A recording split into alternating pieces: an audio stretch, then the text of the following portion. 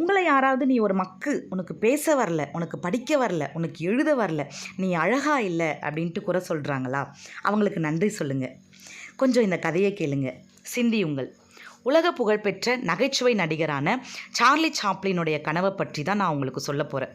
Charlie சாப்ளினுடைய கனவே தான் ஒரு கதாநாயகனாக வேண்டும் என்பது தான். ஆனால் அவருக்கு கால்கள் கொஞ்சம் வளைஞ்சிருக்கும், அவரால் சரியாக நடக்க முடியாது. அதனால் படத்தில் அவருக்கு சிறு சிறு வேடங்கள் தான் கொடுத்தாங்க. பல பேர் அவருடைய நடையை கிண்டல் செய்தாங்க. எந்த நடையை கேலி செய்தார்களோ அந்த நடையையே தன்னுடைய தனிப்பட்ட சொத்தாக கருதி நகைச்சுவை நிறைந்த படங்களை இயக்கி தன்னுடைய குறையையே நிறையாக மாற்றி அனைவரையும் சிரிக்கவும் சிந்திக்கவும் வைத்த ஒரு நகைச்சுவை நடிகர் தான் சார்லி சாப்ளின் அவர்கள். ஆமாம், நாமும் நம்முடைய வாழ்க்கையில் நமக்கும் நிறைய குறைகள் இருக்கும். அந்த குறைகளை எல்லாம் நாம் நிறைகளாக மாற்ற வேண்டும்.